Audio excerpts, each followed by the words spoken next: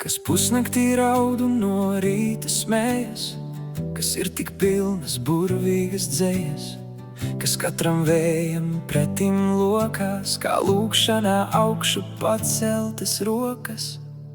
Puķes, kas nopūšas viegli lapiņām čabot, vai visas zemes skumjas grib labot, kaut viņi spēlē kā zemē dēsti, kas tomēr nes visa daļuma vēsti.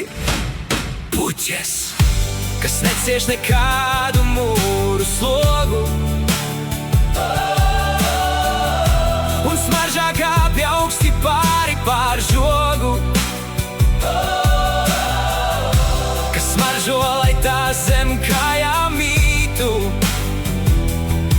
vai arī uzvaras vainagā pītu. Puķes, kas laustas nevajag par sāpēm un mokām, tik zaļā asins tek klusi pār rokām. Puķes, ak puķes ir un būs kā bija,